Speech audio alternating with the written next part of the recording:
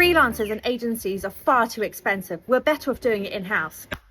That is absolutely not true, and I'm going to talk you through why that is.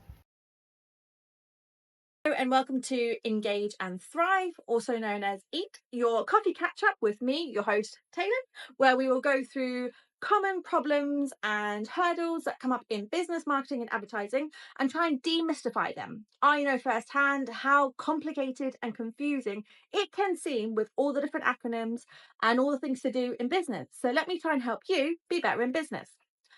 First things first, let's start with grabbing a coffee.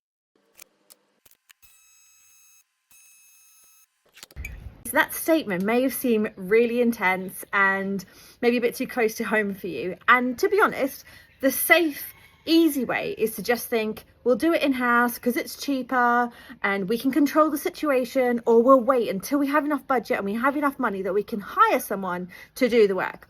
But actually, a lot of people talk about how you need to invest money to make money.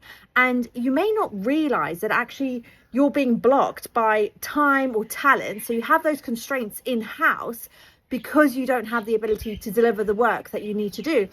And that might just be because you don't have the people that with that skill set, or you just have too much on your plate. And I'm talking about this from all aspects, from whether you're a large business, a small team, a small business, or even just a solopreneur. It's really important to understand and identify when is the right time to outsource.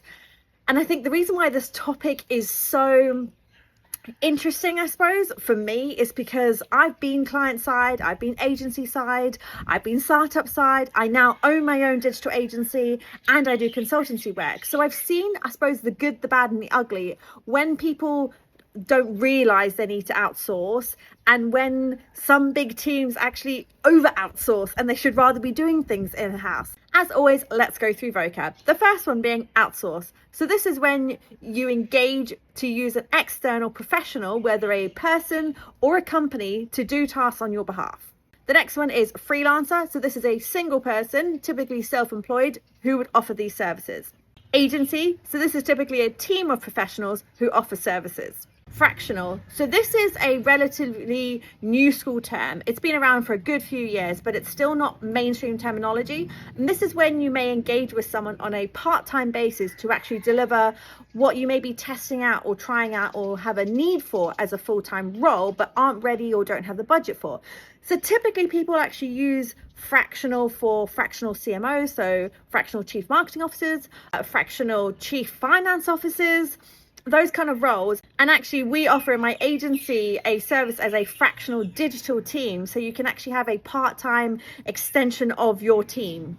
Retainer. So this is something that you have a agreement with an agency or a freelancer as monthly ongoing, and typically you would have deliverables that need to be achieved each month but for a monthly amount. Fixed fee. So this is typically in the scenario where you have a ad hoc project, so a one-off project, where you agree a fixed fee to deliver that project or deliver those agreed deliverables, and it almost doesn't matter how long it takes. The people delivering that for you, whether it's a freelancer or an agency, they've agreed that fee, so it's on them to deliver it, obviously as soon as possible for you, but if things take longer, you don't pay anything more. SOW, so scope of work or statement of work.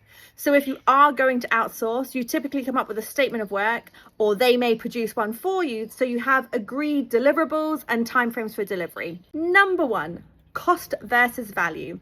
So this is where it may feel uneasy, and obviously to you it may feel like, but it's free if we do it in-house. Well, it's not free, is it? Because you are paying a salary, or the business is paying a salary, it's paying for overheads, it's paying for that bum on that seat, whatever that situation.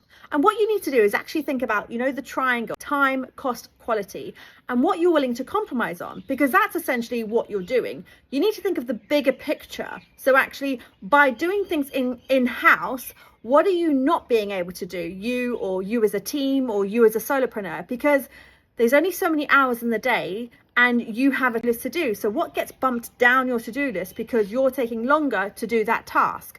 Or if you have certain dates that you need to deliver things by and something's taking up a lot of your time, what else is going to be impacted?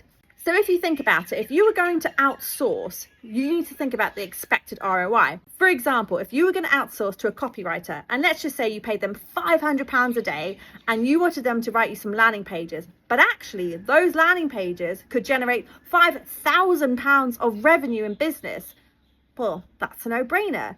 But if you think about it as a team or you're a solopreneur and potentially your skills aren't in copywriting, you would probably spend longer than the 8 hours writing it to get the same outcome.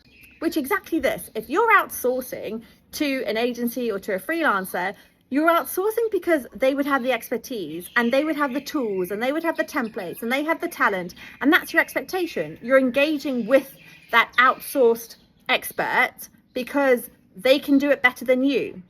Again, you know, when people talk about hiring smarter than you should be outsourcing smarter than you. Number 2, when to outsource. So this can be quite hard to identify when you need to outsource and when you actually need to potentially prioritize projects and put projects on the backlog because they're not worth something even thinking about at the moment, and understanding your business priorities. But the best way is to think about, are you currently feeling blocked, or are things taking too long to achieve? Is there an obvious bottleneck happening? Then review that situation and understand, okay, so that bottleneck is happening because, and I'm going to use the same example again, we're spending too long writing copy. Okay, you've identified then that a copywriter would be really helpful to have. Likely then that you could engage with a freelance copywriter.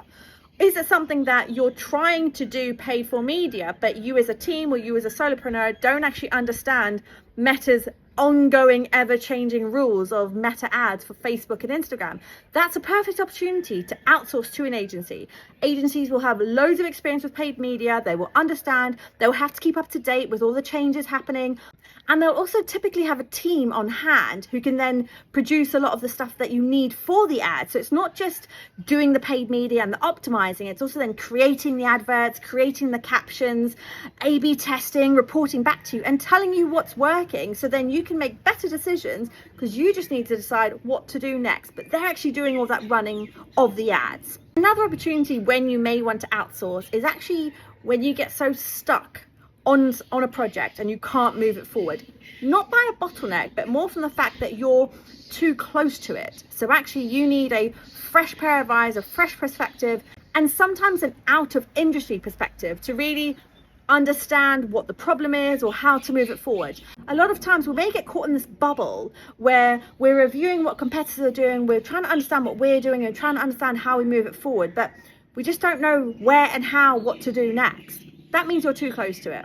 Another reason when you may want to outsource is actually you have a very straightforward ad hoc one-off project. You have a launch happening, you have a campaign happening, you have an event happening, or it may be the situation where you need expertise to help set up something for you, and then I like to say hand over the keys. So for example, if you want to launch your email marketing, but you don't really understand what are the best emails to do and how to do it in your funnels and conversions and everything, you may engage with a freelancer or an agency who has that expertise to set everything up for you in all the automations, and then you can carry on running it. Sometimes it's a lot easier to identify the skill gaps or the bottlenecks when you're a larger team. And it may be very obvious about what expertise you need externally to use from an agency or a freelancer.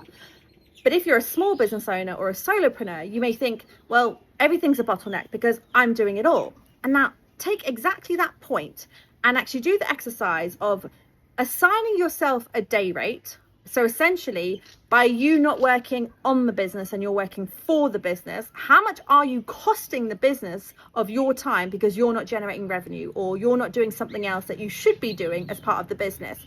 And then think about how much it costs to engage an agency or a freelancer. And if it's less than what you put as your day rate and the time that you are actually spending, not just a guesstimate of, oh, I'm only spending 2 hours, physically time track yourself. And it's likely that it will be less to outsource it. Again, that's an opportunity when to outsource. Number 3, make it work. So one of the biggest failures of when you outsource and it doesn't work, and I have definitely seen the bad side of this, is when there isn't an open and honest relationship. So if you're going to outsource to an agency or a freelancer, you need to treat them as an extension of your team. So you need to be honest about your deliverables, about your brief, about your goals, about your target audience, about what you've tried before as well. And If you've tried it, but you didn't have the expertise, say that as well, because there may be things that you tried that they can build on, that you actually had a good foundation or a logic for. And the thing that I suppose is a pet peeve for me is when people actually call external agencies or freelancers third-party suppliers or suppliers. I like to use the phrase partners, because the idea is you should have a partnership. It should be an equal weighted understanding. You should respect each other's expertise. As the owner of a digital agency and someone who does consulting, I respect the expertise of the clients that I engage with. And in return, I expect that respect back of the expertise that we're providing information about. Another reason where there may be failures with outsourcing is when you don't have clear lines of communication. So when would you expect feedback? How do you give feedback? And I suppose also in terms of like how you deliver feedback. So for example, if you're doing design work is so subjective, okay? And so if you are the client and you're trying to give design feedback, instead of just saying, I don't like it, try to articulate it. What about it don't you like? Because that's really important for the designer and the project manager to actually then work on your feedback to refine better to your brief. You need to rather give feedback to say, I don't like it because it doesn't resonate with my audience, or I don't like it because our competitors use too close color branding, whatever the situation is.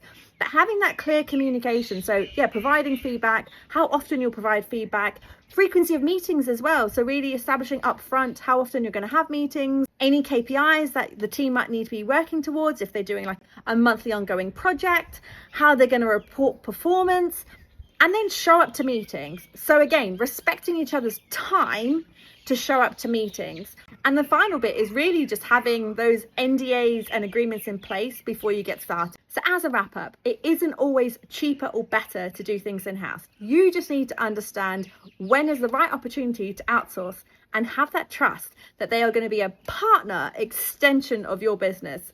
And if you're ever in doubt, just go back to that triangle, the time, cost, quality. What are you willing to compromise on? Because at the end of the day, if you want to keep things in-house, things will be compromised and there potentially will be bottlenecks because you can't achieve everything. And if you are a solopreneur or small business owner doing everything yourself, this is where I would say to you, remember to understand and know the value of your time and what it is costing your business. Thank you for joining me for another episode of Engage and Thrive with your host Taelon, and see you next week.